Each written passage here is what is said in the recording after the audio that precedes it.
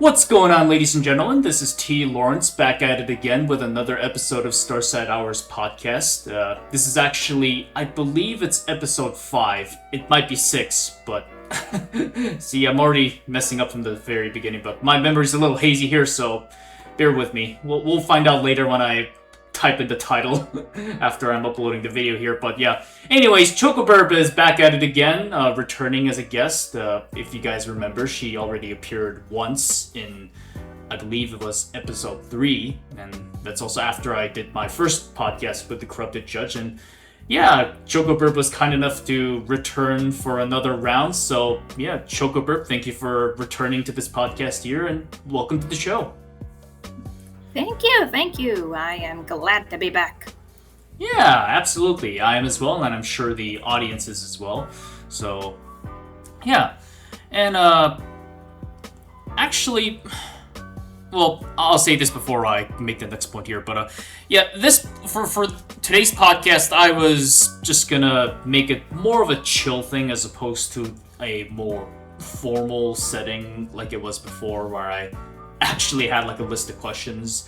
So, as in, like, I was looking for something a little bit more of a free flow, you know, let the conversation go like naturally as we feel like it. So, yeah, if that's fine with you. Oh, that's more than fine. I have no issue with that. Yeah, and honestly, I was kind of looking to relax today as well, so kind of eases the burden off on both of us, which is nice. Yeah, no, let me tell you, it's been hell of a day. The photo, video stuff, we really need to do. We need to redo the website. We need to redo the prices. We need to post. We need to also put up posters and flyers. Yeah, we're trying to get in before the season closes. Ah, gotcha. No. Well, happy to hear that you're at least busy though in a good way, so. Oh yeah, I'm not complaining about the busyness. It's just when it comes on to you one after the other, you know, no break in between. It's a little bit exhausting, so to speak. Yeah, but it all comes with a purpose and, you know, returns later on, so. Yeah, that's why. Oh yes, for sure. Yeah, we both work hard every day, but. Yeah. Anyways, well, before I get to the actual conversation though, it's been a while since both of us talked, really, even on our DMs, so how have you been? Yeah. Oh, busy, let me tell you.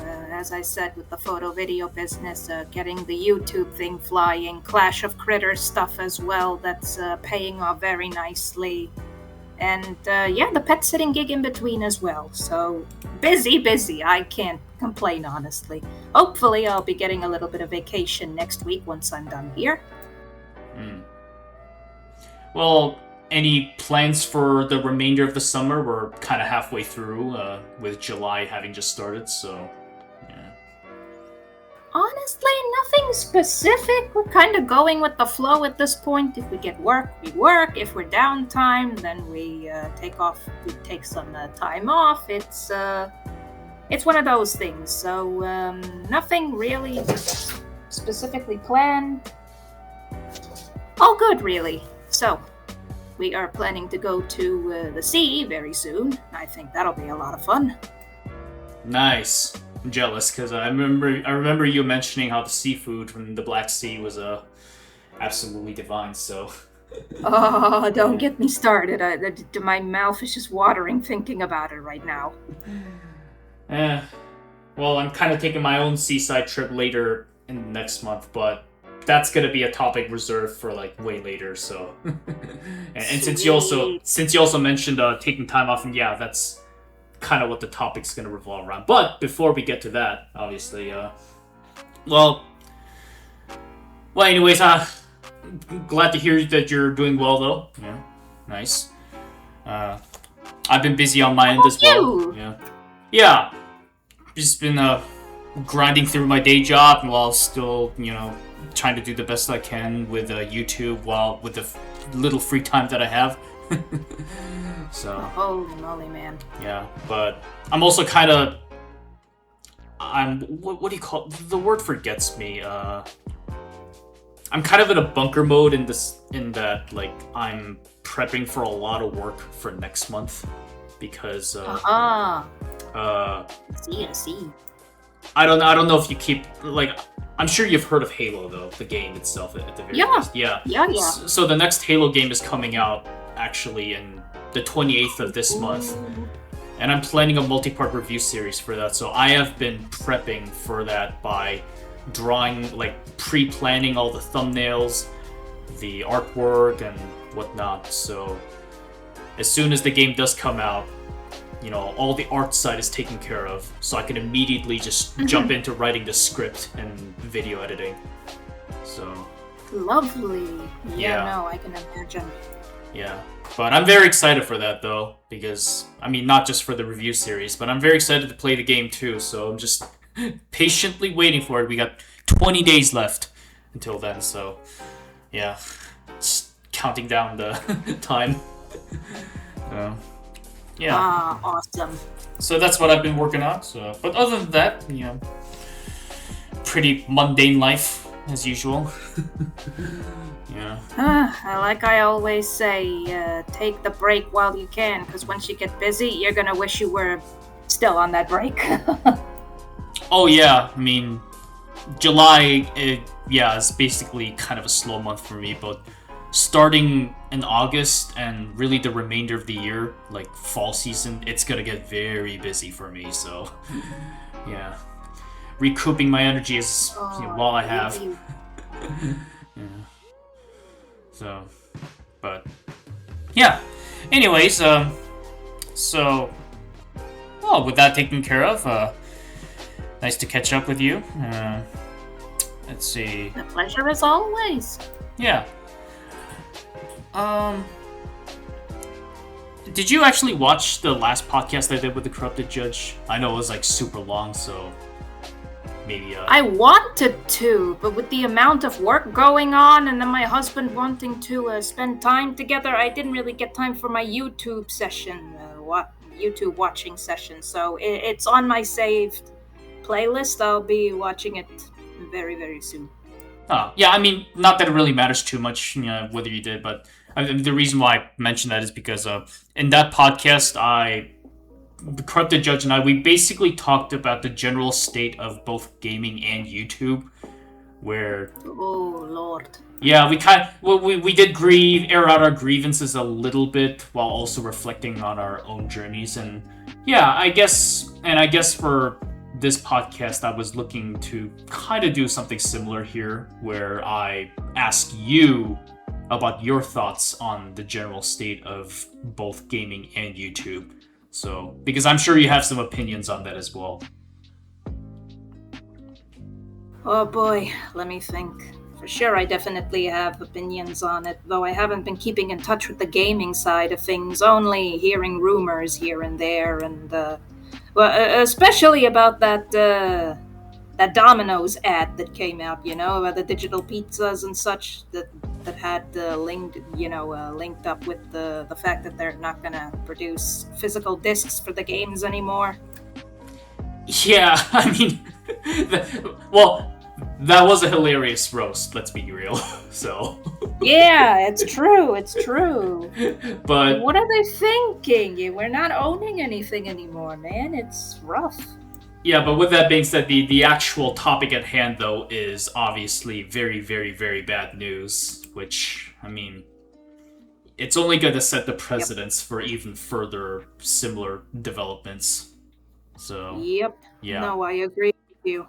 Yeah, not good news at all, so... Always hope for the best, but prepare for the worst, eh? Yeah. Well, not to get too doomer here, but I feel like given what I've seen so far and all the patterns, I feel like the overall trajectory is downwards. But that being said, though, I think the one saving grace from that might be that just like any other crash, like it might force a hard reset, kind of like shock therapy.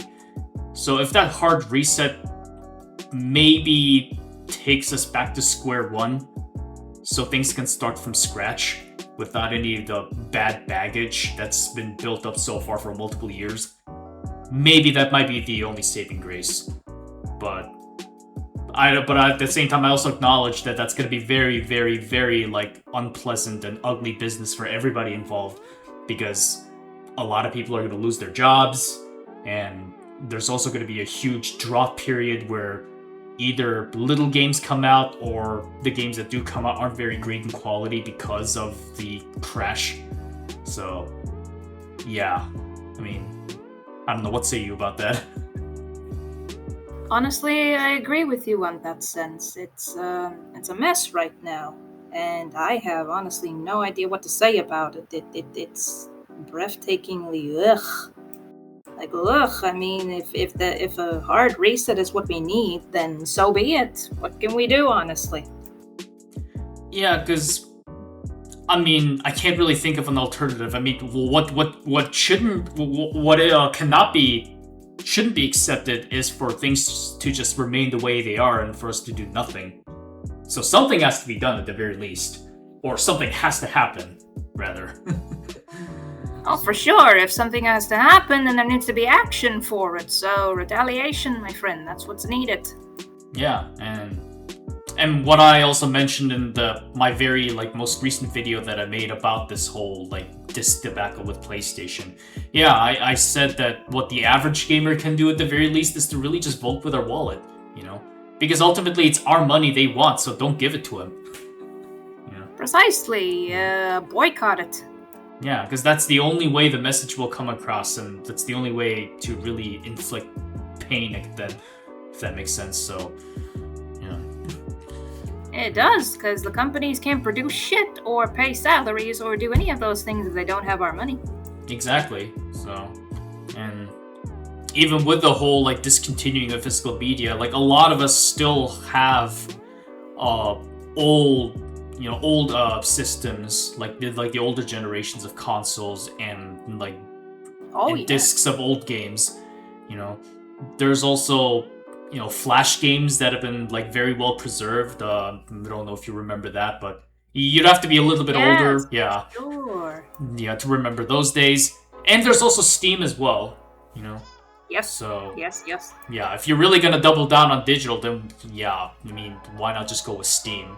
Why would I go all digital with PlayStation or Xbox when there's already Steam? So it doesn't make any sense, and their catalogs are pretty shit, to be fair. Steam has a very wide variety of things. Absolutely, yeah. So yeah, I mean, most of my games are on Steam anyways, so I mean, not that this whole disc debacle really affects me personally, but again, in the grand scheme of things, though, it does set a very terrible precedence for the wider gaming industry, which is why, yes, yeah, exactly, long term, it does affect everybody in some ways, one way or another. Yeah. Yes. No, I agree with you there. It's a mess, man, and you don't even know where to turn to anymore. That's how jumbled up everything is. Yeah, I mean, to really expand upon that, it's not really just video games that are affected by this. It's really just everything. So everything feels messed up. Everywhere you look, there is some sort of twist, and it's really exhausting. It's come on, where can we turn to have a break? Yeah. Our games are being affected. Our hobbies are being affected. Our work is already messing us up. Yeah. Even YouTube, which kind of brings us to the next point here, which, yeah. What do you think about the current state of YouTube right now? I am very, very disappointed, so to speak. It's not the YouTube that I used to know and grew up with, honestly. How it turned out is it's just a mishmash of crap. Yeah, for me, I mean, YouTube has always had problems, obviously, and no platform is ever going to be perfect, but lately though, what's been really pissing me off the most was all the AI slop that we see everywhere. God, I can't tell you how many fruit shit I've been seeing, man. You know this that fruit Love Island crap? Well, now they got similar stuff like that that's playing everywhere I look. The ads are insane. Yep.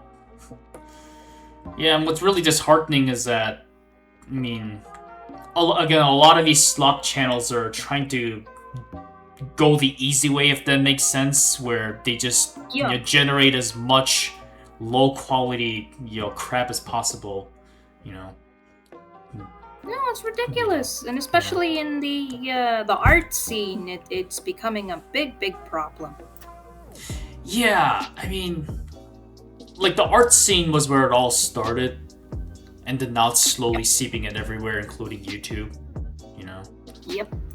And it's especially like kind of frustrating for me because, again, I don't use any AI for any of my artwork or videos, and here I am spending, a lot of valuable time and effort really putting care into the videos that I make.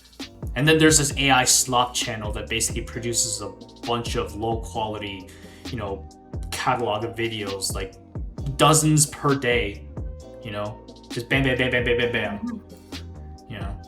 It's ridiculous. The quality is off.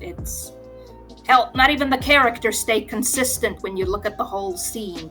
Every 5 minutes, the same character you've been watching suddenly changes, and it's a different thing. The hairstyle is off. The nose is somewhere else. The mouth is suddenly different. The eyes are now a different style. It's horrible. There's no quality control. And the skin is oddly a bit too glistening for my liking. Very glistening. Yeah. That's hell. Yeah. I mean, that's typically my indicator of whether something is AI. If the skin looks way too perfect, it's like, it almost seems a little robotic. Robotic, because that's what it ultimately is. Yeah, it's not real skin. It's basically just silicone. May as well be. Exactly, silicone. What is it? The women put in. Yeah, it's basically silicone. You're right. Yep. Yeah. I was going to say Botox, but nope, it's a silicone. Yeah. Yeah. What a wonderful state that YouTube is right now. So. I miss the old days. It's when I first started really getting into YouTube, like watching for the sake of wanting to start a channel and such. It was around 2016, 2017, and that's where I actually got these ideas for my channel. I did explain from art channels like Hopeless Peaches and such, that format with the avatar and everything. I don't see any of those kind of videos anymore, really. The videos are so made to attract short attention spans, and sadly, that's what people have to rely on now, and that's horrible. Because in the past, you could just show your speed paint without any issue. You could let it play, you could talk over it, but now it doesn't seem to be so popular anymore. And it's also become kind of like the new TV. Let's be real. Yeah, exactly. I don't see a lot of people putting on normal cable TV anymore. They're either switching to YouTube, to Netflix, or any other streaming service. Well, actually, I do feel that I have to clarify a little bit on that end, because, on one hand, I do think it's an overall better, good thing that we have a lot more options for content on YouTube nowadays, because YouTube has become so much more prevalent where it has overtaken TV. So, and TV isn't really that great nowadays either, let's be real. So I'm not really too concerned about TV's declining influence. But for me, the issue more so is that at least a lot of the bigger channels we see on YouTube are really no different from professionally produced television. I'm not gonna mention any specific. Sure. I'm not gonna mention any specific channel names, but you can probably think of a couple of them right now. Ones with millions of subs and use these very clickbaity thumbnails with like the over editing and the dramatic music and all the fake excitement, like That's the thing, the fake excitement. It always gets me. Yeah. It's like, today I've decided to invite 30 big YouTubers for our own version of Squid Game. Oh boy, kids, let's do it. It's like all that.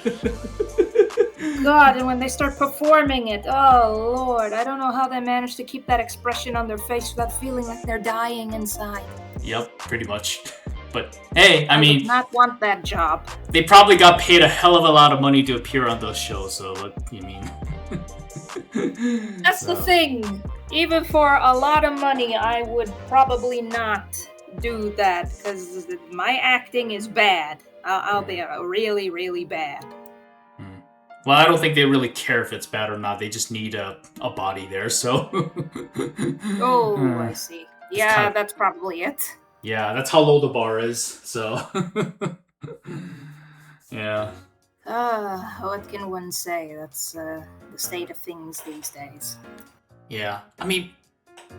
But on your point about, the old days of YouTube, even, before, way before 2017 and 18, we're talking...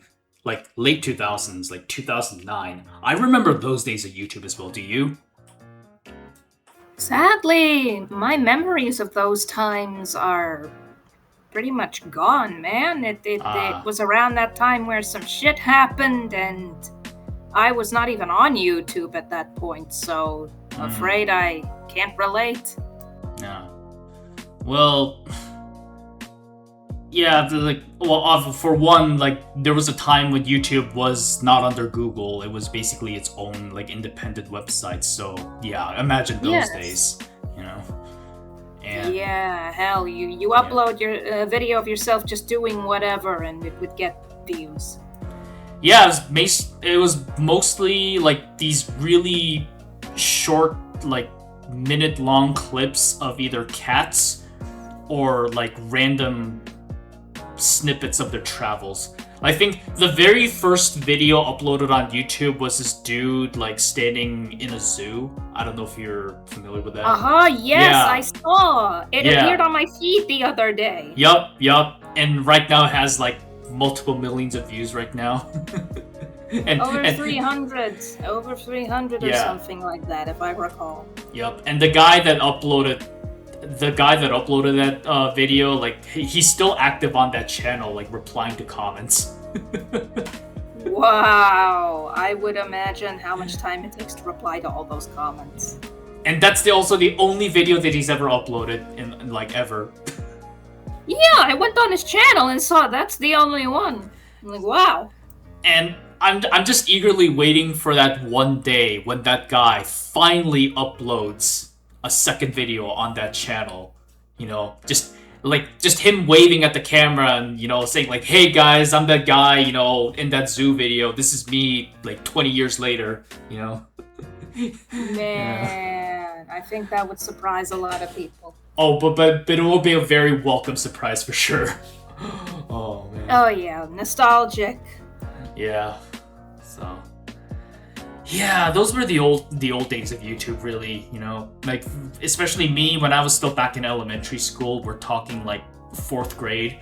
I would just go on YouTube to watch video game footage, really. And HD did not exist back then either, so it was me watching these really crusty gameplay footage in 360. Yeah. Yeah.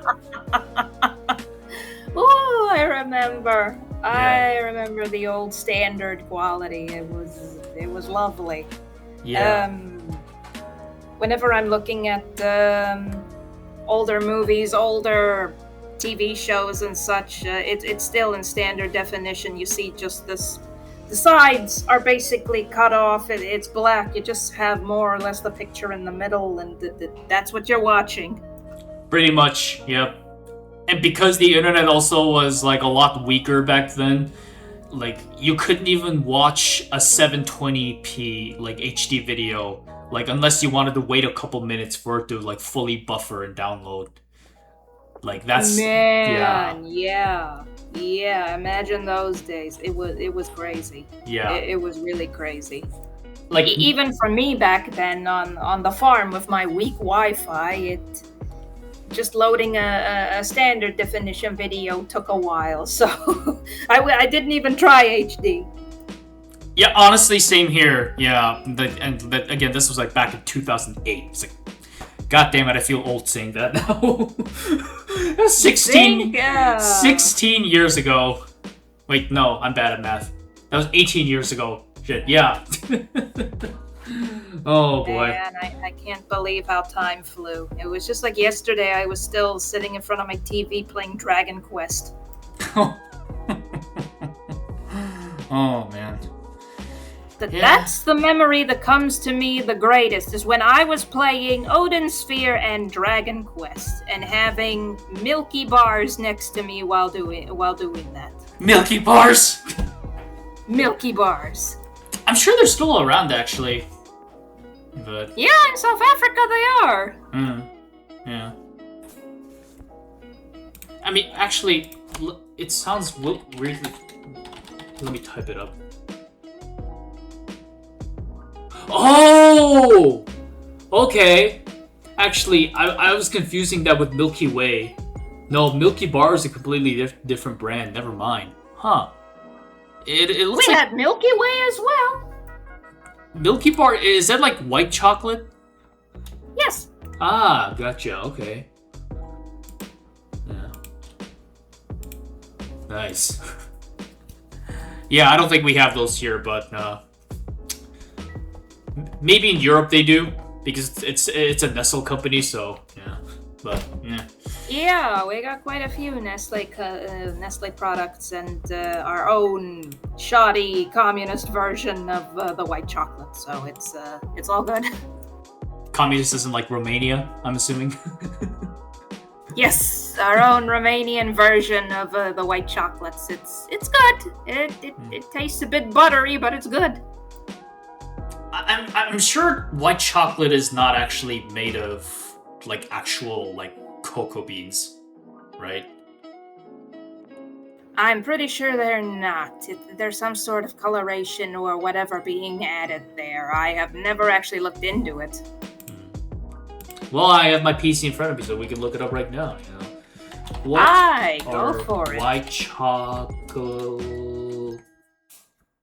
made of?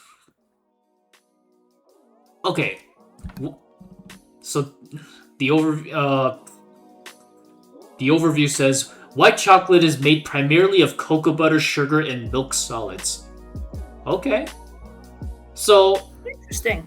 Actually, I was wrong. It technically it is made of cocoa, but just not the bean itself, but rather the butter, like the white substance that it's surrounded by. Yeah. Okay. Interesting. That's fascinating. Yeah. Oh, there's a new fact for you guys. For the people that are listening. Yeah. But sorry, I just it was my most prevalent memory and I threw it out there. You know me, I like to chat about stuff. It's great. No worries. Once again, I mean, today's kind of a free-form chill day, so yeah. Let the conversation take us wherever it flows naturally, so yeah. Now, speaking of that, I see Korrupted Judge beat my record. Yeah, I know, okay, I know that kind of started off as a joke, but I feel like it's probably best if we kind of stop that, because eventually it's gonna go out of hand. Like, we're gonna have those moments where it goes up to 3 hours and 4 hours, and like, let me tell you, like, when I did that with him, like, yeah, the last podcast with him, my mouth was becoming really dry, and I had to take like I had to take 2 breaks as well. So, yeah, I mean, oh my. Like, we don't. So what I'm trying to tell you is that we don't have to force ourselves to like constantly beat each other's records. Like, that's. Nah, that's not my aim. I remember he said, well, it's a challenge, and he managed to do it, so kudos to him. Yeah. Somehow, but Again, though, like I don't think that should become like a regular thing. Which, Nah, yeah, I'm not the competitive type. It's all for fun and games. yeah. So, yeah. But yeah. I mean, where were we? See, we're already off on a tangent. Oh yeah, we were talking about white chocolate somehow. Yes, white chocolate. Yeah. Oh yeah, that was after you mentioned milky something. When we're talking about old Milky YouTube. bars. Milky bars. Yep. Man, I would take a whole pack of them and just eat it up in one go. That's how addicted I was to that stuff. Oh, if you're gonna talk about like being addicted to candy, like I have my own fair share of just binging on my favorite candy back in Germany, out of all places. Oh man, and Germany has some good sweets. Oh, absolutely. But the one that I was addicted to is actually one that a lot of people don't know about. Mm-hmm. It's I'm actually gonna send the link to you, like for you to get a better picture of it. But it's basically this fruit flavored rice candy. Interesting. Yeah. See, when I looked at when I even searched it on the Google search, the description even pops up in German because it's so niche. And it's also and when I go to the shop section, all the shops are German. Lovely. It's the same whenever I search up a product that was South African. That's all you'd find it in, is the South African stores. Maybe there's a importer or exporter store that's gonna cost you I don't know how many euros, but yeah, that's also there. Yep. Yeah. Anyways, just sent the link to you, but you can check it out later if you are curious about it. Yeah. But yeah, it's called. My German's a little rusty here. Fruchtiger Knusperpuffreis mit Mais. So basically, what that means is fruity. I don't know what Knusper means, but fruity puff rice with corn. Oh, so corn is also included in theirs. Yeah. It's basically this like rice and corn candy that's fruit flavored. And let me tell you, something similar. it is addicting as hell. And what's also brilliant, I can imagine. yeah, what's brilliant is that, like, unlike like many candy where like once you eat enough of it, your stomach starts to bloat, you know, and you feel full.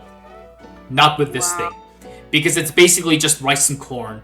So it doesn't fill you as much. So I could just like down like 5 packs of them as a little 7-year-old kid. Wow. And my mom was not happy. She would get pissed off. Like, what are you doing? I can imagine. Yeah. I mean, wow. Yeah. Thankfully, the calories are not like too high, so it's not like I, gained too much weight from eating all that. But still, again, like as a parent, you watch like your kid down like 5 packs of those at once. Yeah. It's like, give me that. And you get worried. Yep. It's like, and because you ate those 5 packs all at once, you're not getting any of that for a whole month. Because you basically ate your whole supply of it. Damn. Now as an adult, you have the freedom to choose and whatnot, and you're keeping yourself from having that candy. Unfortunately, though, they don't sell any of those here in the US, so, man. That's a shame. Yeah, it really is. The only German candies they sell here is the Kinder chocolate and the... What's another one?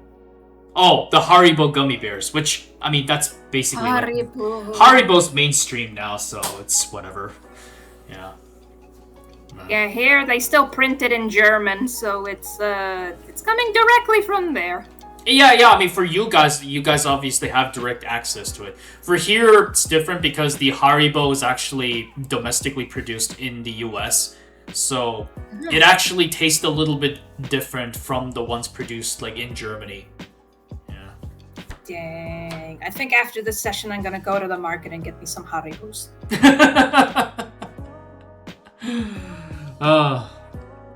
Yeah, man, and for whatever weird reason, every time people talk to me, they get hungry afterwards because I keep bringing up these food topics. But it's fun, you know. It's. I haven't really had any good sweets in a while, so I may as well treat myself.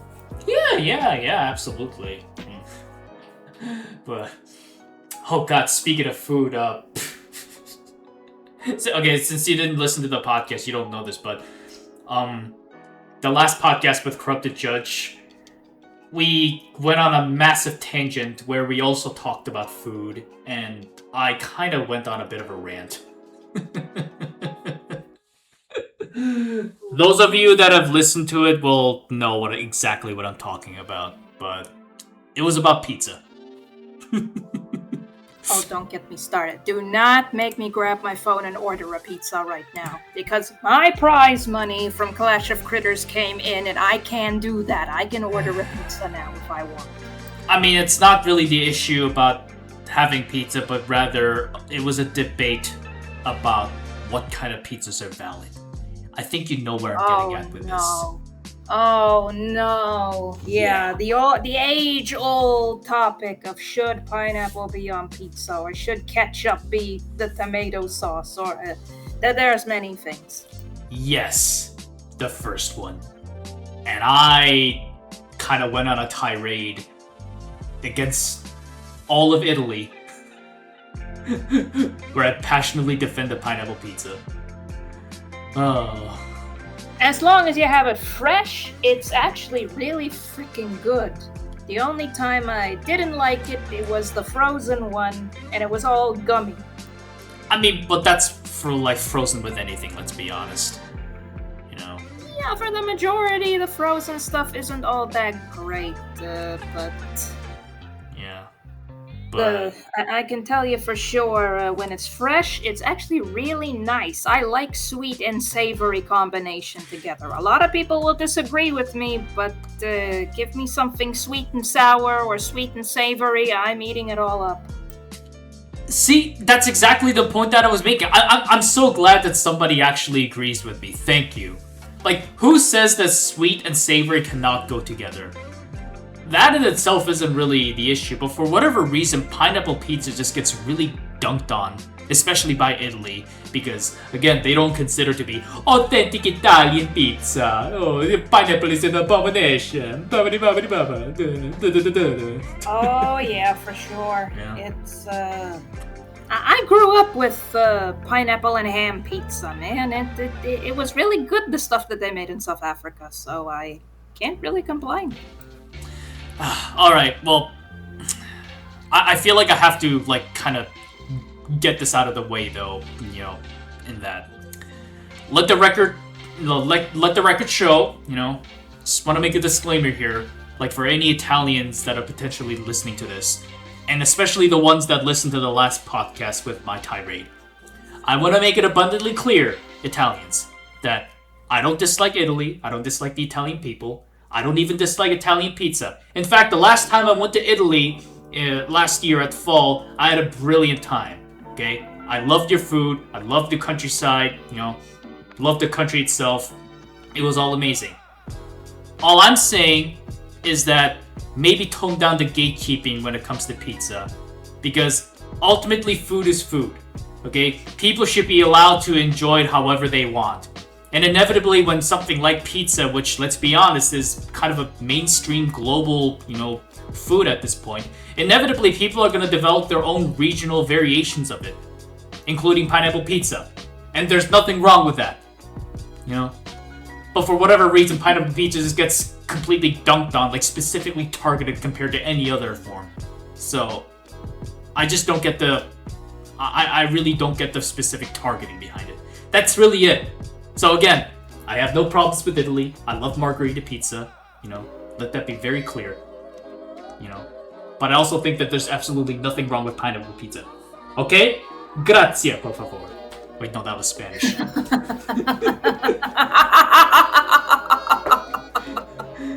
Oh, it's all good. It's all good. Yeah, I know you have no skin in this game, but I just have to like make that, in case like the next time I visit Italy, like people have pitchforks out for me, Oh Lord, they'll say it's that guy. Look, we're going to kill him. My accent's terrible. Lawrence in Italian is Lorenzo, so they're probably gonna let's kill Signor Lorenzo. Yeah, burn him at the fire. Lorenzo, he must die. Yeah. It's like we need to call Ezio Auditore from the Assassinos, I would laugh if they just had rotten pineapples ready to throw at you at that stage. Oh no, they wouldn't even touch a pineapple. That's how much of a sacrilege that fruit is. No, it would be me throwing pineapples at them. Oh dear. It kind of would be like the holy water that you're spraying on the vampires. It's going to make them act like that. Yep, precisely. Oh man. But you know what's really interesting though is that this one restaurant I had dinner in Italy last year, the dessert they served, the vanilla ice cream had pineapple pieces on it. So I'm just like, what the hell? It's like you have this again, you throw this hissy fit about pineapple pizza, but you have no issues putting pineapples on top of vanilla ice cream. What gives? Yeah, what gives for sure. Look, I know ice cream is dessert, so there's probably a different standard there. But come on, it does show that they're not inherently anti-pineapple. Did that make sense? So. Yeah, I agree with you. They're really defensive when you talk about their pizzas. I have a friend who is living in the northern side of the country, the northwestern side of the country, and over there's a lot of Italian influence. You'll find pizza places everywhere, and it's authentic Italian pizza. So when I mentioned pineapple pizza, he took his beer, he gave a look, and he said, "You are really, really stupid, really stupid." So, yeah, it's a thing. When you talk about pineapple on pizza around anybody Italian, it kind of hits a sore spot. I would have said something mean back to him and say margarita pizza's overrated, just to get a reaction out of him. But he's a big lovable bear, so I just laughed it off because I know he didn't really mean it. I don't know, man. If this guy wants war, I'll give him war. It's lovely. In any case, though, yeah, pineapple pizza, that is a hill that I will defend no matter what. So, yeah, come at me, people. You will not budge me. Remain king of the hill. Yep. Man, just like the last podcast, we inevitably talk about food and me complaining about pineapple pizza again. It's it becomes a must.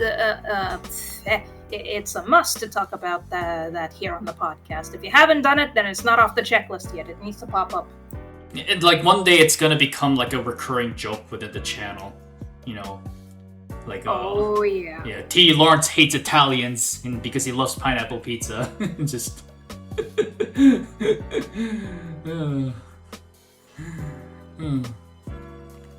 Apparently, Korrupted. When I talked about this with Korrupted Judge, he also mentioned how he has actual Italian coworkers at his day job. So. Ooh. Yeah. That must be something. Yeah, awkward. But in general, I have to say the Italians we have here in Romania are really, really pleasant. Oh yeah, absolutely. I got no issues with Italians. Other than the whole the whole debacle with pineapple pizzas, So again, want to make it abundantly clear to all the listeners. No, I know. It's just one of those things. But in the end, we can all come together with food. Just give them their margarita pizza. We ate our pineapple pizza. Everybody's happy. You know who else loves to gatekeep about food, though? I mean, don't even get me started about the French. Oh. Ooh. All those fancy foods that are pretty much just a speck of dust on the plate. Have you noticed how small those servings are? Yep. They put maybe a leaf, a small block of meat on it, decorate it with some sauce, sprinkle some spice, and there you go, a €100 dish right there. God, there's really such restaurants here. We've actually eaten in one of them. Oh. And the stuff they serve, my husband had to order 3-4 times more just to get full. Oh, Jesus. They overcharge so much just for something that looks fancy. And funny enough, it was a French restaurant. I can already imagine what some of the menu items are like. Oh, monsieur, this is a 10-kilogram filet mignon with a sprinkle of gold dust. Yeah, with Oh, speaking of gold dust, that's another thing. We actually had a gig where we had to shoot a conference for a cryptocurrency group, and one of the head supervisors there, it was his birthday, and he actually brought cake with gold shavings on it and champagne with gold flakes in it. Oh my lord. Why? Just why? He was able to actually purchase those expensive things, but he took weeks to pay me and my husband for our work.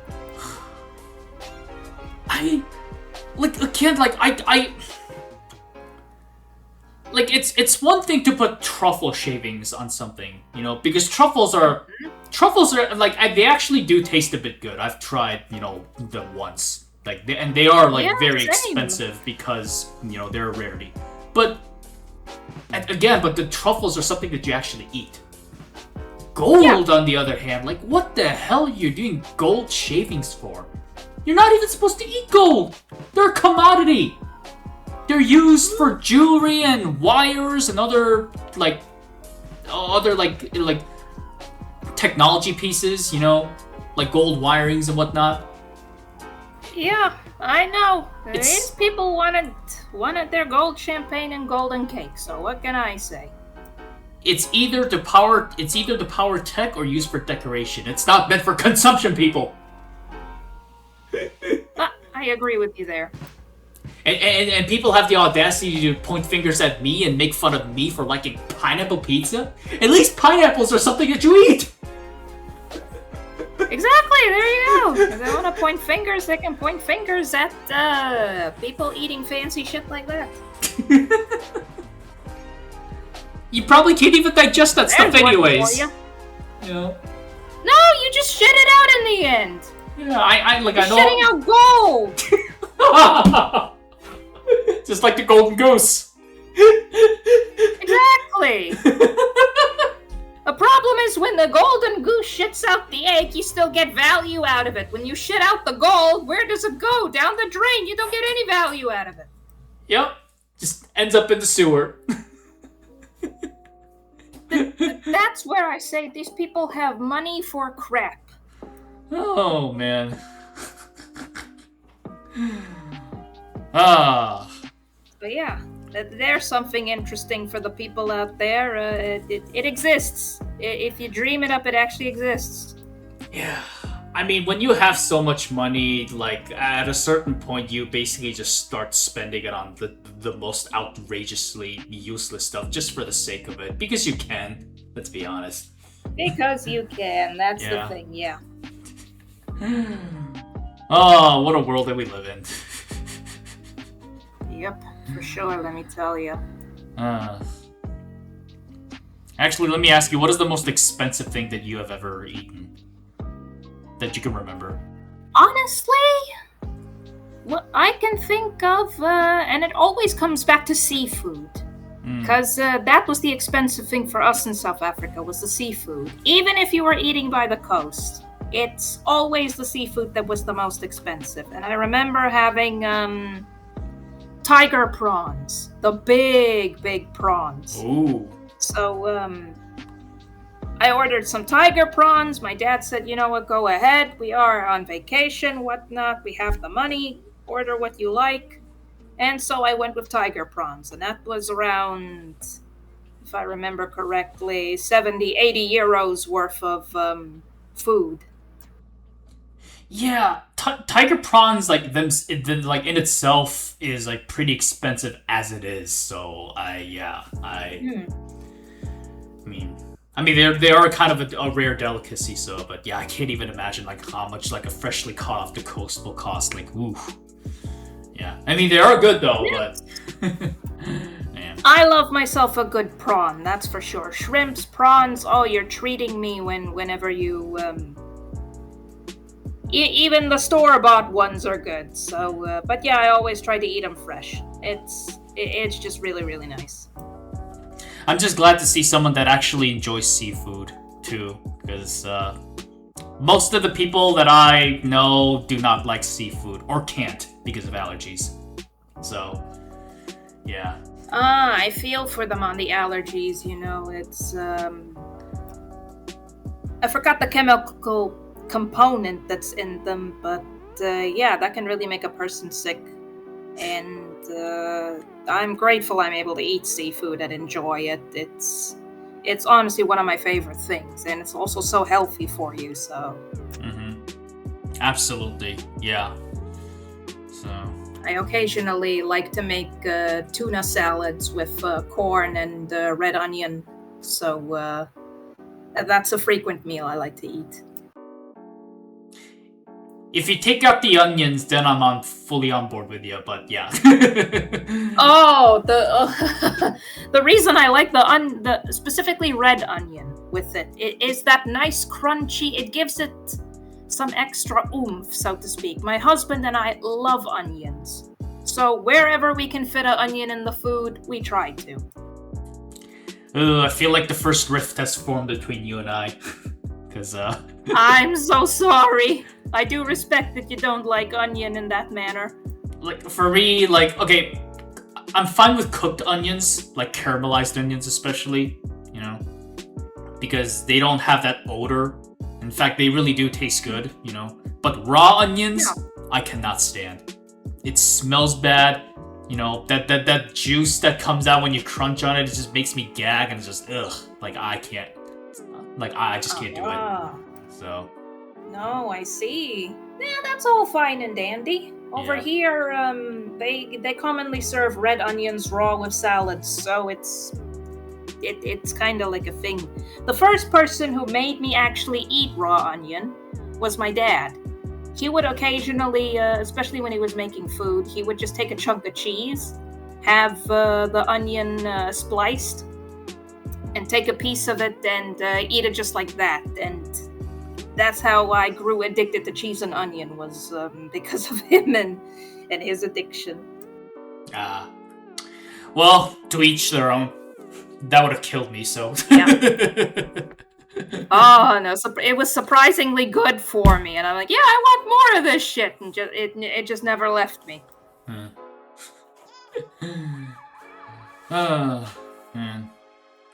But yeah, overall, seafood in general is really, really good. I can't complain. Give me crab, give me hake, give me Alaskan pollock, you name it, I eat it. What sucks for me is that I live, like, again, like, more, like, inland in the US, so, like, pretty far away from the coast, so seafood access is unfortunately quite a luxury. Yeah, which is unfortunate. Yeah. Which is, again... Like the last time we talked, you know, I do hope to move to a different state that's, you know, has access to the ocean. So.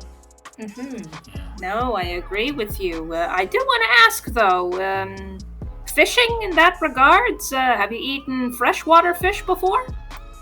Oh yeah, absolutely. I do.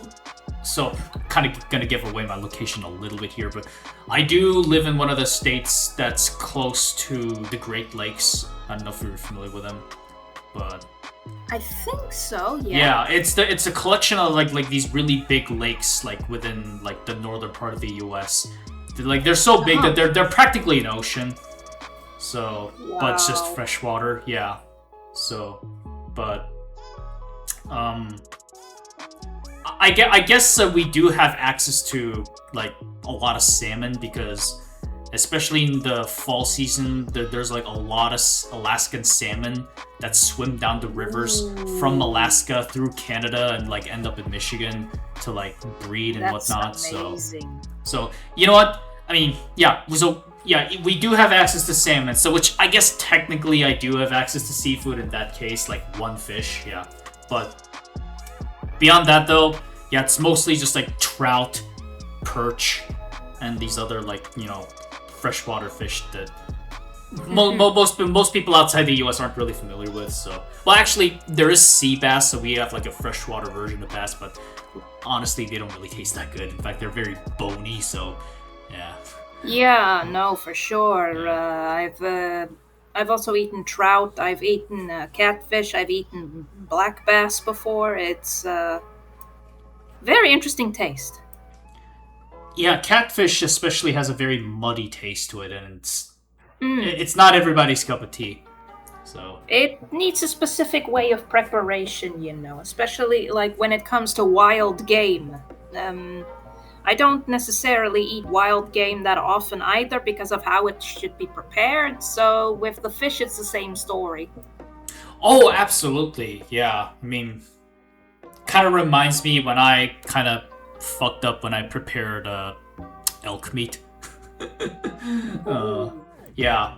We do sell a lot of wild game where I live because it's a huge like hunting state. So yeah, we have a lot. Yeah, there's a lot of like deer, elk, moose. You know, occasionally like buffalo meat as well. And yeah, I tried every single one of them just to see what it's like. But yeah, it really does take a lot of skill to prepare them because like they dry very easily because they're so lean. Yeah. Yeah. So, which again, when I was cooking elk meat, I kind of fucked up, so it turned out really dry, and it was just I felt like I wasted my money, but hey, at least it's healthy for you. So, yeah. Yeah, that's the thing. How else are you gonna learn if you don't try? Yeah. Oh man, once again the conversation has turned into food. What did you do, Korrupted Judge? It's your fault. Corrupted us both.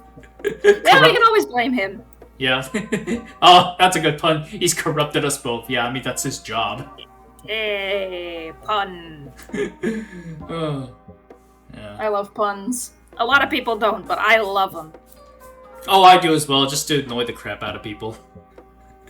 Yeah, seeing their reaction is flawless. Yeah, I remember this one pun that I... just kind of a cringy one, but... It's a very hyper-specific example. Are you familiar with that like massive like line structure that they were trying to build in Saudi Arabia? Called Neil or whatever? Yes, I believe so. So it's called The Line. But the project got cancelled because, let's be honest, that project was just really unrealistic and just like kind of silly from the start to begin with. So when somebody when my friend like mentioned, you're like, hey, you know, did you hear that they're actually canceling the Line project? And then I reply to him, well, I guess that's the end of the line.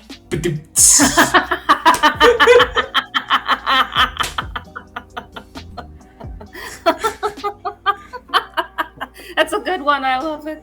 Yeah, but he just gave me the most like deadpan stare with like, really, dude?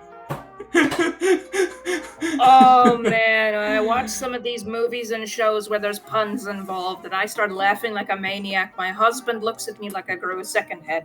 He didn't understand any of it.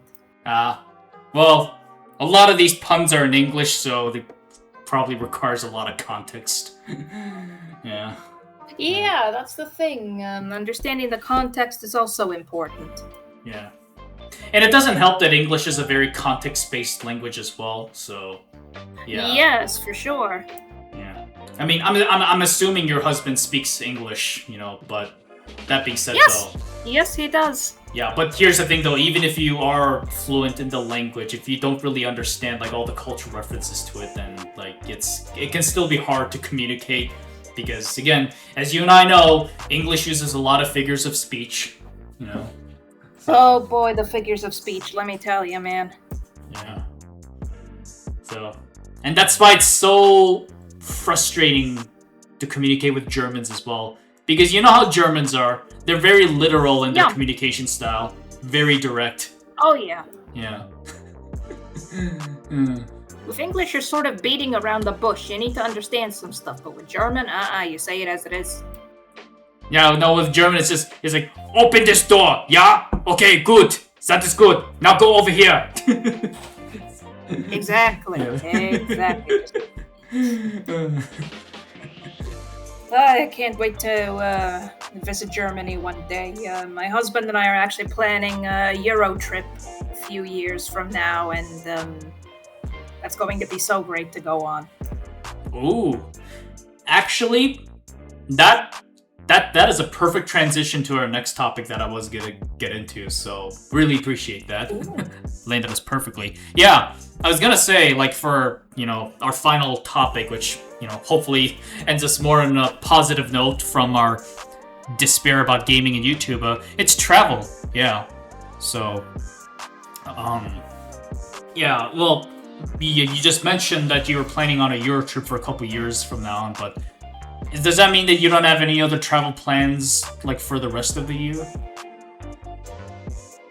Honestly, yeah, right now we're a little bit tight with the money, so that would be a if we do have the money situation. If we do, then great, we'll be doing some other things, but the big vacation trip is going to be that Euro trip. So... Otherwise, there's some small vacations in between, which you can really call just day-offs. Okay, well, I mean, it's fine, you know. Gotta save up, you know, for anything, so, you know. Yeah. Especially with how the prices are nowadays. It's insane. Oh, absolutely, yeah. And even if you are currently living in Europe right now, it's still, you know, not exactly a cheap endeavor, so. No, we're gonna need a lot of euros if we want to go on that trip. So we're saving up, and maybe in 2-3 years we'll be able to go across the countries and see some things and just enjoy the culture and the scenes. And I'm looking forward to that because it's always been my dream since I was a kid. Yeah. As someone who, again, like, once lived in Europe and also returned frequently, you know, to travel across the continent, yeah, there's a lot to see, so, yeah. You will definitely have a great time.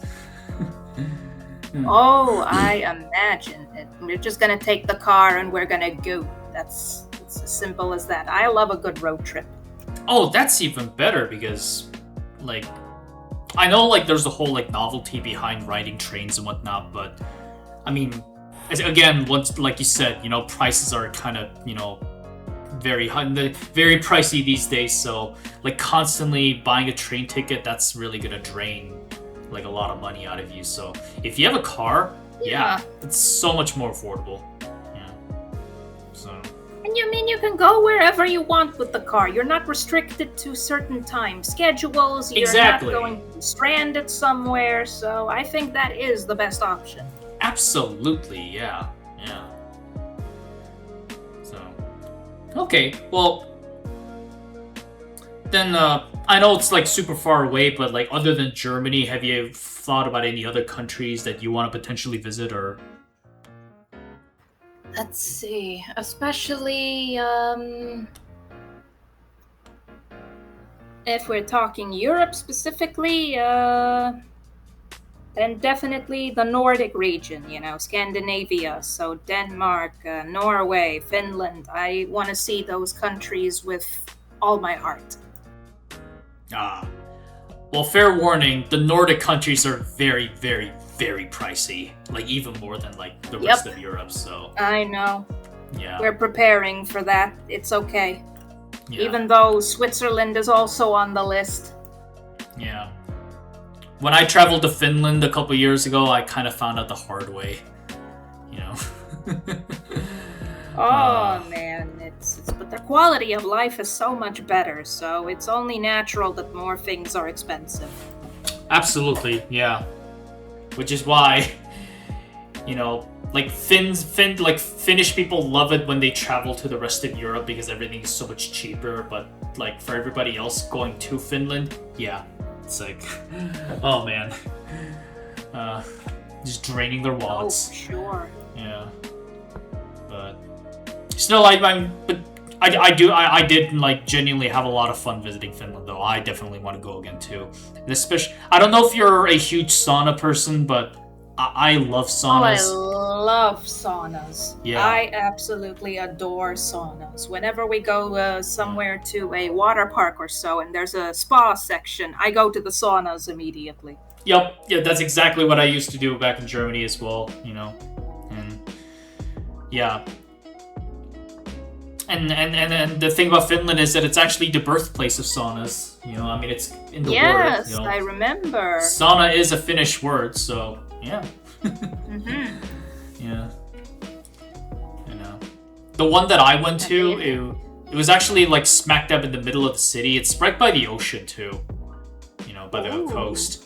It's actually, I'm gonna search that up and send a link to that as well. But it's this like super like modern looking sauna building like in Helsinki, and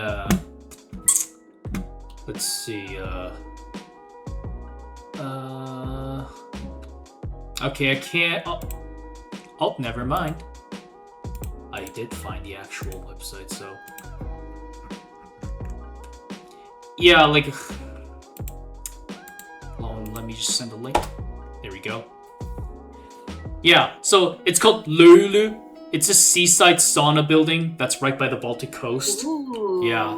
Now, it is a little bit pricey, mind you, and there is like a time limit of how long you can stay there. I think it's like 2 hours for like, I don't remember how many euros it was, but I'm sure you'll find the price in there in the website, but yeah.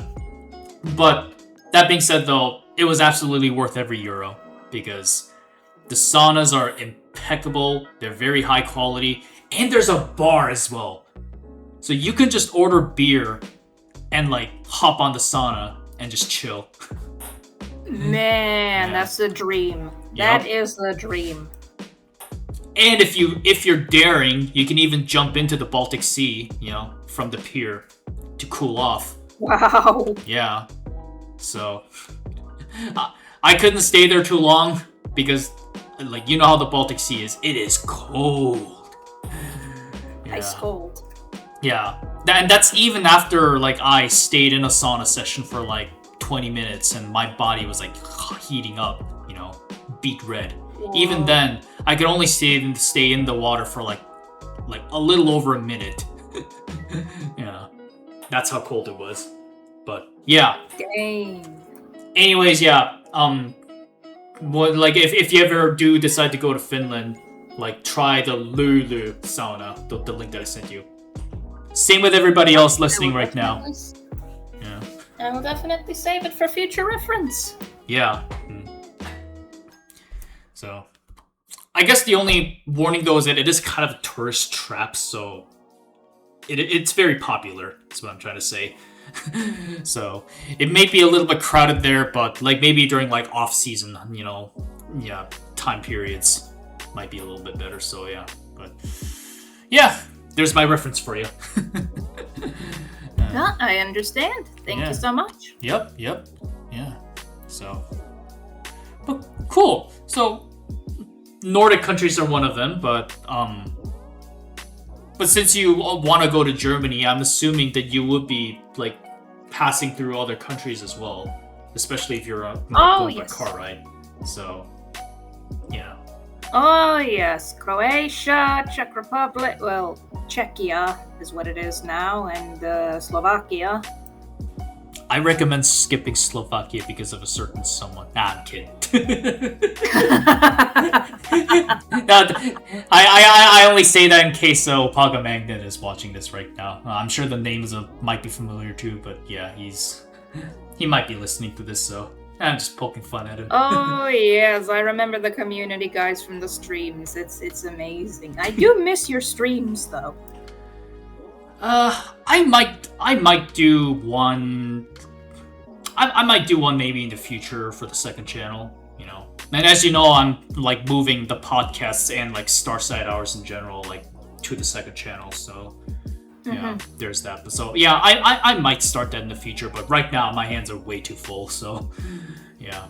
Maybe I'll do another Thanksgiving stream or something, you know, later in like November. So, but we'll see. Yeah. Ooh. That'll be lovely. Absolutely. You, Cap, Lornor, Corrupted Judge, Obagaman, the old crew can all come together, just like old times. Yeah. So. Yeah, I remember the last stream that I was on, we were in Hungary. Yeah, and that was also on Thanksgiving of November the last year, so that was quite a while ago. Yeah. Yeah, no, for sure. It was interesting. Oh, but good news is I actually did get my passport. Oh, nice. Because that's initially what we went to Hungary for, was to renew my passport. So after a long session of waiting and going multiple times to do paperwork, I finally have it. So, yay. How long did it take? Like, it took around 8-9 months to arrive. Oh my lord. When I applied for my passport, like for the US, it took like less than a month for it to arrive. So that's the thing. In country, it wouldn't have taken that long. If I was in South Africa applying, it would have taken about a few weeks. But since it was an international debacle, there was apparently extra layers of security it had to go through. That's weird. But still, like, 9 months? Like, that is kind of overkill. I don't know. But it is. They actually say it was the fastest time they recorded for a while. Oh. Yep. It's okay. For something like a passport and like delivering across like, you know, the world, I can understand it a little bit, you know. But what I cannot understand though, what I frankly find really hilarious is it involves Germany again. So Germany is like kind of notorious for like their whole like internet infrastructure being like super behind like for like most first world countries, especially among Europe. Wow. And there's even a video clip on YouTube about it, but a couple years ago, this guy tried to basically what was he like trying to do? He was trying to download a file into this printer shop, so like he could like digitally send a file to the shop and they can have it printed, you know. But the downloading took so damn long. It was so slow, and he got so frustrated that he hopped on his horse and he rode his horse to the print shop from his house. And by the time he arrived there, the file was still downloading. So he said, you know what, screw it. He took out his flash drive, you know, and just printed it on the spot himself. And this kind of became a recurring joke among Germany, which is that, like, even a horse is faster than the internet in Germany. Good lord. Yeah. And I remember that too, you know, because actually when I was in Germany, like, we didn't even have the internet for a while. Yeah, that's how bad things were. Dang, sounds like South Africa, because that's what our situation was as well. We didn't really have internet on the farm. If we had cable TV, that was already wow enough. I mean, for South Africa, though, I mean, again, like, no flack on your country or anything, but, like, South Africa, it's kind of understandable given the economic situation there, but, again, like, we're talking about Germany. Like, it's supposed to be, like, one of the most developed countries in the entire Earth. And yeah, exactly. And yet the data infrastructure, the internet infrastructure is very lacking. yeah, again, like, it's so slow that even a horse managed to beat it. Like, come on, like, what is this? Like, this sounds like something out of a South Park episode. I'm sorry, but... Oh, yes, for sure. I agree with you there. Yeah, but, oh well. Yeah. Anyways, tangent aside. Yeah.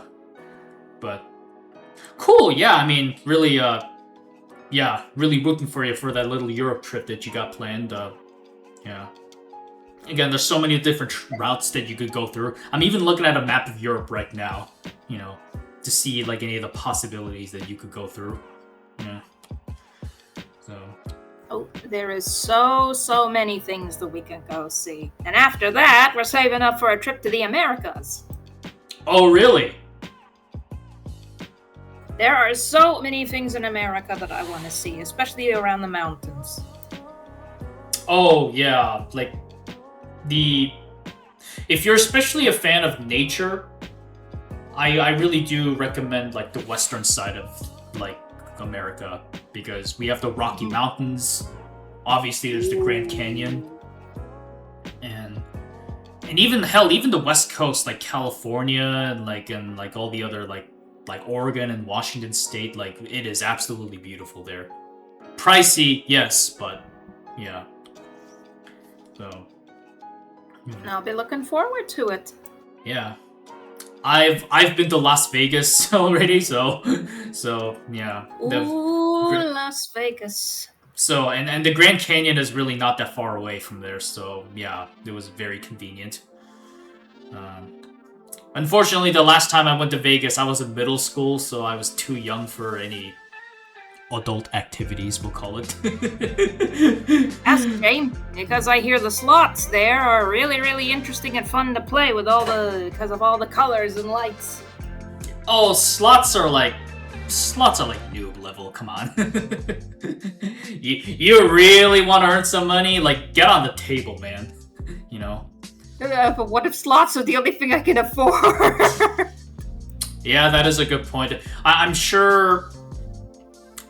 sure, like, with every casino, like, especially a poker game, there is, like, a buy-in, you know? Like, a minimum buy-in. Like, some places have, like, a $10,000 buy-in, which means, like, this is how much money that you have to, like, bet and put on the line, you know? Yeah. And it's kind of to, you know, sounds very elitist, but it's only to attract, like, rich people that can afford it, you know? Yeah, that's the thing. It's not for anybody with a meager salary like mine. Even then, I would just go to Vegas for the lights. I love lights. Oh, absolutely, yeah. And you know, the fortunate thing is that, like, Vegas is so much more than just casinos and gambling, you know? There's a lot of great shows that you can watch, you know? And hell, even the hotels themselves are kind of an attraction, because they're basically resorts, you know?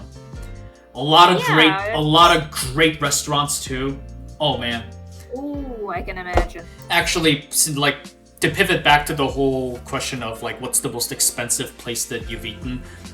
The most expensive place that I think I've eaten, the one that I could remember, was this really great restaurant in Vegas.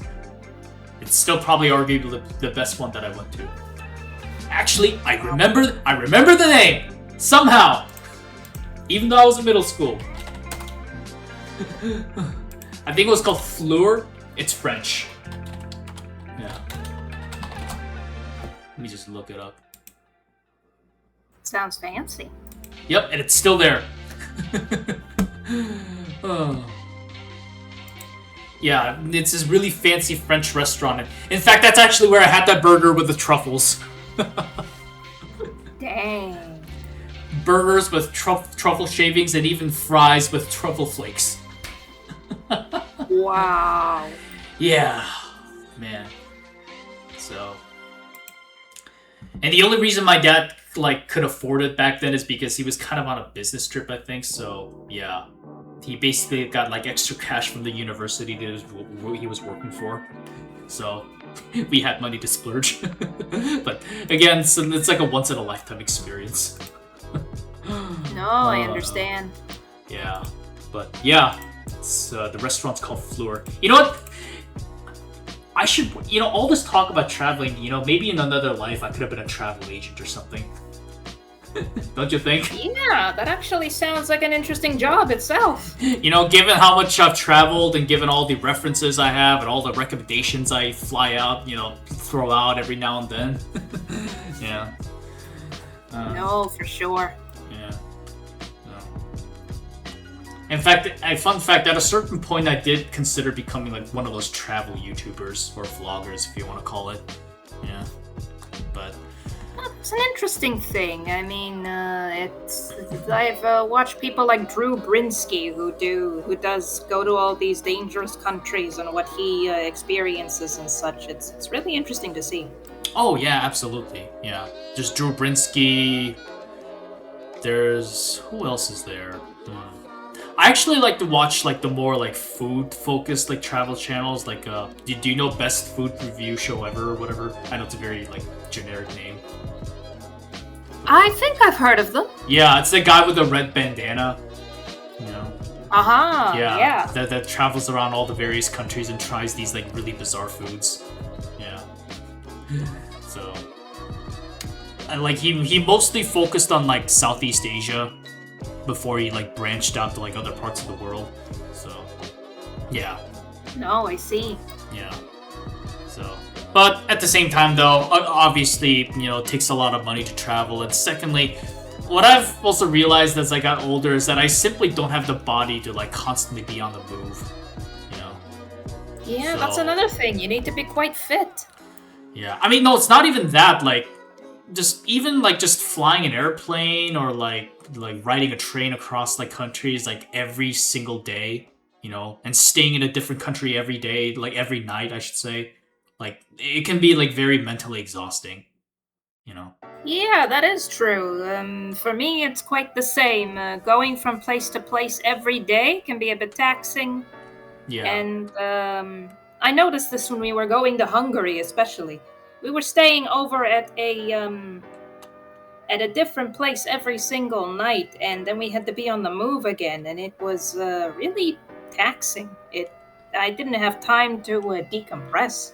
Exactly. Like, you don't have any time to just take a breather for even one day and just relax, So, which is why, like, the last time I went to Europe to visit Cap in Czechia, I thought about visiting other countries, but then I was like, you know what? Nah, no. I just want to take my time and enjoy Prague, like, as it is, Yeah, precisely. Yeah. Which worked out perfectly, Because even in Prague alone, there's so much to do that by the end of the week, both of us were very much exhausted. Yeah. So. Yeah, that's the thing. Try as you might, I don't think we'll see everything in our lifetime. We need multiple lifetimes to see everything. Well, maybe, but there is a part of me that really does want to explore every part of the world's corner before I pass away. I'll be honest. Yeah. Oh, I'm not saying it's impossible. I'm talking about somebody who moves slow like myself. For me, I need to be a bit faster if I want to accomplish something like it. Well, that's also not to say that you have to do it all at once, Yeah, that's true. I mean, setting aside some time for it will definitely be the smart thing to do. Yeah. Like, if I had the money for it, I would definitely, like, make traveling a very much a seasonal thing, Yeah. I mean, well, like most people do, obviously, but still. No, I understand. Yeah. I definitely want to visit Antarctica once in my lifetime. Oh, someone wants to go sledding with the penguins. Yep. Just to say I did it, I'd like to stay in an igloo for a night. Igloos are surprisingly very warm. You know that? I mean, Yeah, I mean, it's no wonder. I mean, that's why people, that's why they work. But at the same time, people think that because igloos are completely made of ice, that it's completely like chilly in there. But nah, not really. You know,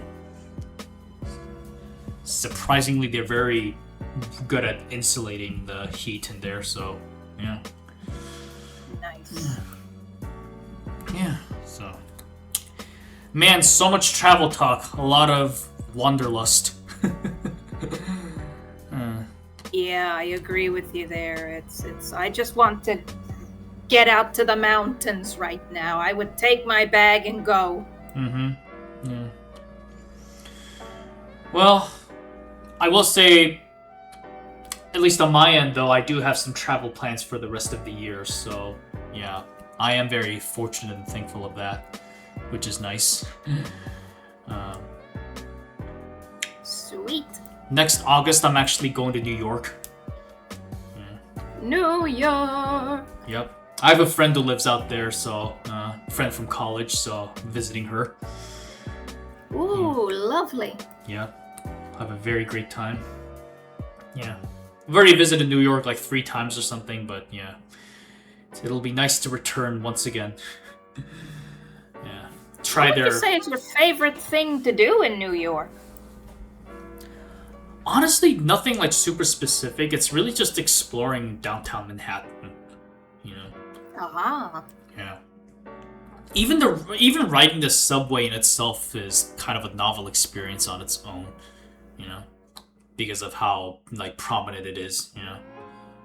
But. Oh yeah, I always see in the movies and the shows. When they show New York, it looks interesting. So I'd like to see it for myself too one day. Yeah. But even in like the surrounding places of Manhattan, there's like little different mini towns. There's like Little Italy, Chinatown. There's another like ethnic enclave like that I can't think of, but yeah, been to Little Italy and yeah, they got some great pizzas there. There's the famed. I can imagine. The famed New York pizza. Very thin but large in area. I'm sure you recognize it. Yeah. Yeah. So. Lovely. Yeah. But this time, though, I would like to visit the Statue of Liberty once. Oh, you never been? Nope, never. Just didn't really have the time to do it. And whenever I did try to visit it, like the line was so damn long because of all the tourists. Oh yeah. Yeah, because you have to take a boat like to the statue because the statue's kind of like an island in itself. So. Yeah. Yes, I've seen. Mm-hmm. Yeah. So, but maybe this time, crossing my fingers that it'll work out. Yeah. Hoping for the best. And other landmarks, Times Square or Empire State Building? Empire State Building. I mean, never been on it, but I hear it's kind of overrated. I mean, it's really just a big building, let's be honest. In fact, I did stand... That's the first thing I hear about is always, oh, you gotta see the Empire State Building. Yeah, I mean, I saw it up close, like from the very, like, bottom, base level, and, I don't know, it really wasn't that remarkable, I'll be honest. Yeah. And the reason why I was there is because like the last time I visited New York to meet my friend, that was like our meeting spot. Like, hey, let's meet up at Empire State Building. Because again, like it's pretty recognizable. It's better than any other like random street, because it's basically a concrete jungle, let's be honest. Yeah. Yeah, for sure. Yeah. So. But yeah, no, I like New York though. Yeah. It's a lot of things to do there, but I'm not sure if I would live there, though. I mean, I hear it's expensive. That and it can get overstimulating, Oh, yeah, for sure. The Yeah. big cities tend to do that to you. Oh, I know that, but, like, New York is a whole different level, let me tell you. Like, for example, San Francisco is also a big city, which I've also been there because I have family that lives close to there. But San Francisco does not feel nearly as congested and like crowded as New York. San Francisco, things are a little bit more spread out. and there's not as much people there. New York, though, yeah, it's like a clogged up artery. I know it's a little morbid to describe it that way, but I mean, I really do want to stress the point, though. That's how it truly feels. Yeah. So, yeah. I mean, it's really up to your tastes, I guess. I mean, like with anything, you know. Some people love the constant action and chaos. Me, I'm not a country person either, like a rural country person either, but for me, I prefer something a little bit more middle ground. Yeah, I'm much the same. I come from a rural life, so to speak, where it wasn't really, I was more in nature and such, and I'd like to stay more in nature for sure. But sometimes I do want some commodities that you find in the cities. So yeah, also the middle ground. Yeah. I mean, and that's the thing is that, like, you don't want to stay, like, so, like, in the middle of nowhere where you don't have access to anything. But at the same time, I also don't want to, like, live, like, smack dab, like, in the middle of where all the chaos is happening either. Again, like, if I ever did, like, live in, like, the New York area, maybe, like, a smaller city that's, like, 30 minutes away from New York, that might be a better option, you know? That way I can, like, visit New York whenever I want to have fun, but I can still, like, live at a healthy distance away, you know? Yes, I agree. Mm-hmm. Yeah. Which is why, funny thing is that, like, a lot of the visitors of New York aren't even, like, from New York. It's from the state right next door. Yeah. Wow. Yeah. Because New York basically borders another state called New Jersey, which... Oh, New Jersey! Yeah. Like, a whole bunch of New Jerseyans, like, always, like, cross over to New York, like, every weekend. Just to party. Wow. Yeah. So... Yeah, that's another weird thing about the whole, like, relationship with New York and New Jersey is that in New Jersey, there's a lot less regulations regarding, like, alcohol and tobacco. So sometimes you'll see, like, New Yorkers just driving over to New Jersey to, like, buy a bunch of cheap cigarettes and alcohol and driving back to New York. Wow. Yeah. Because that's the thing is, like, alcohol and, like, tobacco laws, like, vary between, like, different states. So... And that's something I also kind of take a little granted. Like, I'm sure in New York, like hard liquor, like whiskey and vodka, they have to be sold in a very specific, like, designated liquor store. They can't just, like, sell it in any, like, supermarket, you know? So... Yeah, I understand. Yeah. But here in my state, you can sell anything in supermarkets. Wow. Yeah. I mean, I'm sure you've seen, like, video clips on YouTube of, like, Walmart having, like, guns. Yeah, and I'm telling you, seen that. Yeah, it's a real thing, you know? That's not a skit. That's a real thing. Wow. Yeah. So, yeah. America, baby. It's wild and wonderful. That's what I love about it. Even if some of the people aren't the best. Yeah. I mean... I know, like, the internet can be a very, like, polarizing place, but I hope people can realize that a lot of the shit you see online doesn't completely reflect real life, despite what the internet would like to believe. There's assholes in every part of the world, in every country, so... Yeah. As much as I like to poke fun at some countries, even I'm mature and nuanced enough to recognize that the majority of the people of any country are good, honest people. It's really just the bad assholes that are the vocal minority that are usually the loudest. Ruin the fun for everybody, so yeah. But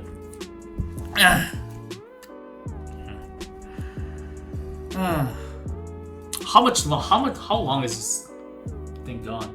An hour and 35 minutes. Wow. Man, time really does fly. Yeah. So, but anyways, I don't know. I've said everything I wanted to. Unless there's anything else that you would like to. Honestly, I got nothing else to add. I just had a blast talking with you. That's all I know. Absolutely, same with me. Yeah. Really, this podcast session was just to, again, it was just a free flow thing for us to catch up because again we have not talked in like forever. So yeah. I do apologize for that. Life beat us in the balls this time. Nah. That's on both of us. You know, I've been super busy as well with my day job and trying to grind through YouTube and whatnot. So yeah. I hope for one day.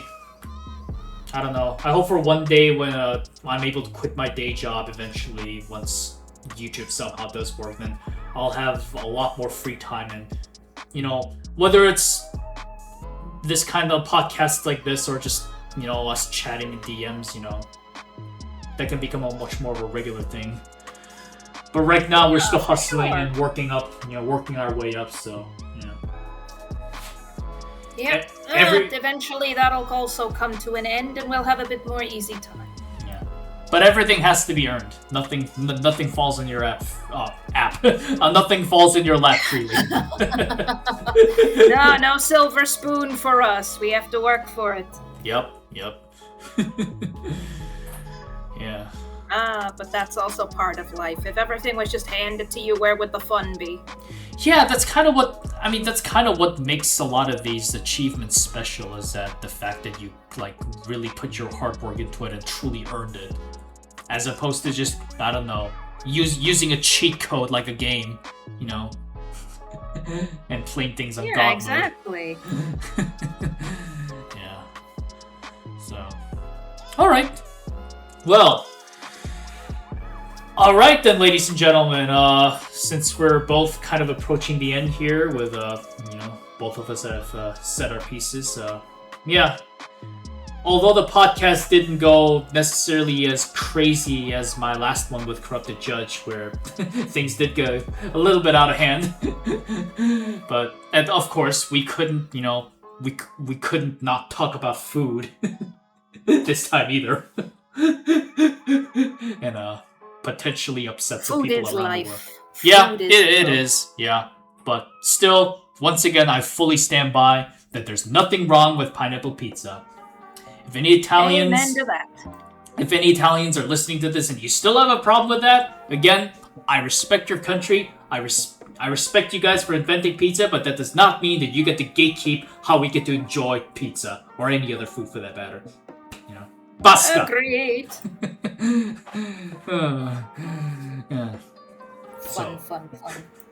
So, anyways, with all that being said, ladies and gentlemen, thank you for stopping by, tuning in for another session of the Starside Hours Podcast. And Chocobirb, I'd like to thank you once again for hopping in for this very chill, relaxing session that we both needed, you know, whether to catch up on life or just air out our grievances or talk about any, you know, fun plans that we have for the future, you know. Always happy to have you on board, and yeah, and you're always welcome to come back whenever. So, yeah, thank you for coming by. Thank you so much for having me, man. You know, it's always a pleasure. Yeah, absolutely. Yeah. So, yeah, well, that settles it. And, you know, it's weird. Whenever I'm ending the podcast with you, I do know exactly what to say and how to end things. But whenever I'm with the Korrupted Judge, I struggle with my words. Probably because of him. He's always derailing my my train of thought, but yeah. That's how he corrupts you. It's in the name. Yeah. He's the corrupted co-host. You're the, I don't know. You're the light side. I don't know, just like Jedi. I don't know what I'm saying. You're the all good. The light host. Yeah. Anyways, thanks for stopping by, everybody. This is T. Lawrence and Korrupted. What am I saying? Bloopers time. This is T. Lawrence and Chocobirb signing out. Have a good day, everybody. All right, then we need to end things. Thank you. Bye-bye. Goodbye, everybody. Thank you to my patrons on Patreon for supporting this channel. My $5 patrons are Kapitan Sladek, Kidsap, Chocobirb, and Dravenraven. My $2 patrons are Komida the Prep Cook Demon, If you would like to appear at the end credits of my videos, as well as have early access and exclusive content on Patreon, feel free to hop on over to patreon.com/LTELawrence and give a pledge. Your support is greatly appreciated. Thank you for watching. Until next time, this is T. Lawrence of the Arcadia, signing out.